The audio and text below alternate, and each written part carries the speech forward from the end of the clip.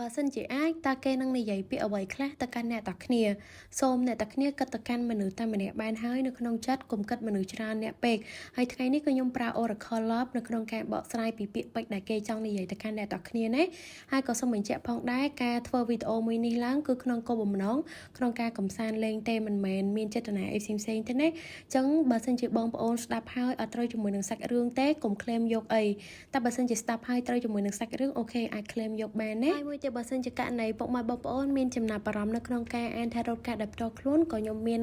ក្នុងការទទួលមើលថារ៉ូតកាតដែរអញ្ចឹងបងប្អូនអាច contact មកខ្ញុំបានតាមរយៈ QR Telegram ដែលខ្ញុំបានដាក់នៅក្នុងវីដេអូមួយហ្នឹងណាអញ្ចឹងកុំឲ្យខាតពេលយូរគឺយើងមកចាប់ផ្ដើមដោះកាតសិនតើគេមានពាក្យអ្វីខ្លះចង់ប្រាប់ទៅកាន់អ្នកដែលគាត់បានឃើញវីដេអូមួយនេះ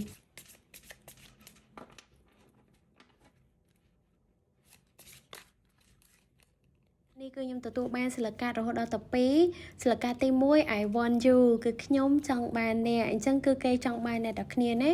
ពាក្យដែលគេនិយាយដំបូងគេបង្អស់ហើយបន្តមកទៀតគេចង់ប្រាប់ថា I want to be more than friends ខ្ញុំចង់លើសពីមិត្តភ័ក្តិ wow បុគ្គលម្នាក់នឹងគឺហាក់បីដូចជាមនុស្សដែលអ្នកទាំងគ្នាបានស្គាល់រួចមកហើយ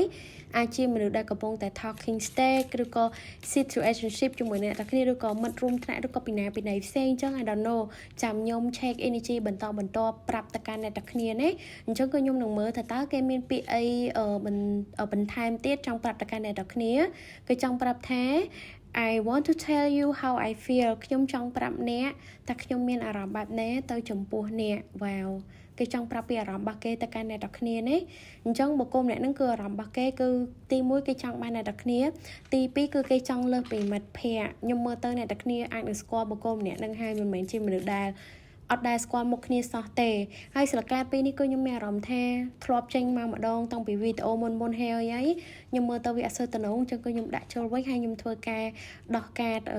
ម្ដងទៀតអញ្ចឹងណាអញ្ចឹងគឺខ្ញុំនឹងធ្វើការដោះកាតបន្ថែមទៀតតើគេមានពាក្យអ្វីចង់ប្រាប់ទៅកាន់អ្នកទាំងគ្នាហើយខ្ញុំសូមបញ្ជាក់បន្តិចគឺសូមឲ្យអ្នកទាំងគ្នាមើលវីដេអូនេះពីដើមរហូតដល់ចប់បន្តិចទៀតទៅគឺខ្ញុំនឹង check energy ជូនអ្នកទាំងគ្នាតើគេជាមនុស្សបែបណាជានរណាគេដើម្បីឲ្យអ្នកទាំងគ្នាសង្កល់អីអញ្ចឹងណាខ្ញុំដោះថារត់កាត់បន្ថែមទៀតអញ្ចឹងគឺសិលកាតបន្តមកទៀតគឺយើងទទួលបានសិលកាត I left when I saw you with someone ខ្ញុំបានចាក់ចេញនៅពេលដែលខ្ញុំឃើញអ្នកនៅជាមួយនឹងនរណាគេម្នាក់បើតាមមើលទៅគាត់ប្រហែលជាគិតថាអ្នកទាំងគ្នានឹងចាប់អារម្មណ៍មនុស្សណាផ្សេងក្រៅពីគាត់អីចឹងទៅឃើញថាអ្នកទាំងគ្នាស្និទ្ធស្នាលជាមួយអ្នកផ្សេងនិយាយជាមួយអ្នកផ្សេង comment លេងអីជាមួយអ្នកផ្សេងឆាតជាមួយអ្នកផ្សេងអីចឹងទៅគាត់គិតថាអ្នកទាំងគ្នាអាចនឹងមានសង្សារមានមនុស្សជាទីស្រឡាញ់រួចមកហើយឬក៏ចាប់អារម្មណ៍បុគ្គលម្នាក់នឹងហើយចឹងណាអញ្ចឹងនៅពេលដែលឃើញទង្វើទាំងអស់នឹងកើតឡើងគឺគាត់ដកដំណងថយហ្មង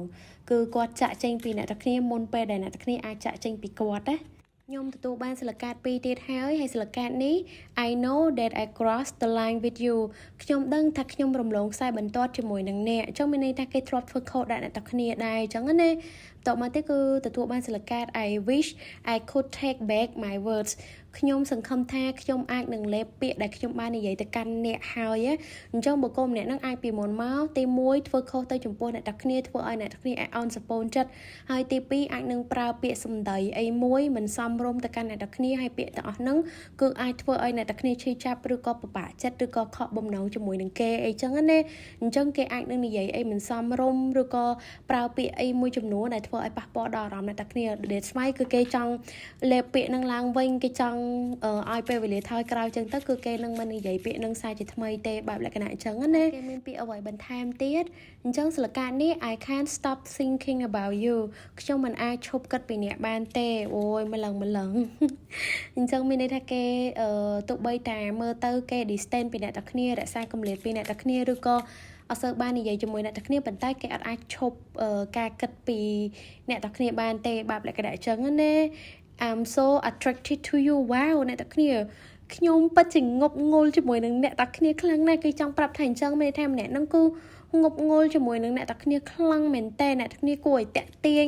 អ្នកតាគ្នាខ្ជូតស្អាតឬក៏មានអីមួយដែលតាក់ទាញអារម្មណ៍គេខ្លាំងណាទី1គឺគេអាចឈប់គិតពីអ្នកតាគ្នាបានទី2គឺគេចង់បានអ្នកតាគ្នាគេចង់ឲ្យលើពីមិត្តភ័ក្តិគេចង់ប្រាប់ពីអារម្មណ៍របស់គេទៅកាន់អ្នកតាគ្នាអីចឹងទៅហើយគេពិតជាងប់ងល់ជាមួយអ្នកតាគ្នាអត់អាចបញ្ឈប់ការគិតមិនអាចបញ្ឈប់ការនឹករលឹកទាំងអស់ហ្នឹងទៅកាន់អ្នកតាគ្នាបានទេអញ្ចឹងគឺខ្ញុំនឹងធ្វើការដោះកាត់បន្តទៀតតែគេមានពាក្យអ្វីខ្លះចង់ប្រាប់ទៅកាន់អ្នកតាគ្នា I know I mess up everything ខ្ញុំដឹងថាខ្ញុំបានធ្វើឲ្យគ្រប់បែបយ៉ាងរលាយរញ៉េរញ៉ៃអស់ហើយបែបលក្ខណៈអញ្ចឹងណាអូយមើលទៅបុគ្គលម្នាក់នេះគឺមិនណយដែរនឹងអាចនឹងធ្វើខុសហើយទៅចំពោះអ្នកតាគ្នាអាចនឹងថាធ្លាប់ធ្វើឲ្យអ្នកគ្នាខកបំណងឬក៏ឈឺចាប់តែខ្ញុំសូមបញ្ជាក់មិនមែនជាសង្សារចាប់របស់អ្នកតាគ្នាណាគ្រាន់តែថាអាចជា situationship ឬក៏ talking stage ឬក៏អីមួយជាអញ្ចឹងទៅបន្តមកទៀតគឺខ្ញុំឃើញ bad who the timing just wasn't right for មានន័យថាពេលវេលាដែលអ្នកតាគ្នាបានជួបជាមួយនឹងគេហ្នឹងណាគឺជាពេលវេលាមួយដែលមិនសមរម្យចំពោះអ្នកតាគ្នាហើយនឹងគេរវាងអ្នកតាគ្នានឹងគេហ្នឹងគឺពេលដែលបានជួបគ្នាហ្នឹងគឺហាក់បីដូចជាមិនមែនជាពេលវេលាដ៏ល្អសម្រាប់ក្នុងការកសាងទំនាក់ទំនងស្នេហាអីចឹងអាចគេរវល់អាចគេស្ទាក់ស្ទើរឬក៏មានបញ្ហាអីមួយឬក៏អ្នកតាគ្នាអាចនឹងមានបញ្ហាអីមួយចឹងទៅដែលពេលហ្នឹងគឺវាអស័ក្តិសមសម្រាប់អ្នកទាំងពីរអីចឹងទៅខ្ញុំសូមអធិស្ឋានមែនតើបើសិនជាករណីលឺ background អីរៀងងងឬក៏អញញ៉ៃអីចឹងណាព្រោះដោយសារតែផ្ទះនាងខ្ញុំហ្នឹងគឺនៅចំកណ្ដាលក្រុងហ្មងចឹងទៅគឺឮសំឡេងឡានពេទ្យឮសំឡេងម៉ូតូឮសំឡេងគ្រប់បែបយ៉ាងហ្មងចឹងខ្ញុំពិតជាអធិស្ឋានហើយណាមួយទៅគឺខ្ញុំអត់បានប្រើម៉ៃតែអត់មានម៉ៃចឹងអត់បានតែងអ្នកតាគ្នាអើយចឹងពិតជាអធិស្ឋានមែនតើអាចនឹងឮសំឡេងជាការបង្កការរំខានអីមួយចំនួនទៅកាន់អ្នកតាគ្នាណាហើយឥឡូវនេះគឺខ្ញុំនឹងធ្វើការដោះថារត់កាត់បន្ថែមបញ្ជាក់ពី energy របស់បុគ្គលម្នាក់ដែលក៏ចង់ប្រាប់ពាក្យពេចន៍ទាំងប្រមាណដែលខ្ញុំបានអានកន្លងមកនឹងទៅកាន់អ្នកតាគ្នាណាឲ្យដឹងថាតើគេជានរណាគេអ្នកតាគ្នាស្គាល់គេនៅអ្នកតាគ្នាបាននិយាយជាមួយគេនៅគេជាបុគ្គលបែបណាដែរមាន energy បែបណាដែរអញ្ចឹងទៅ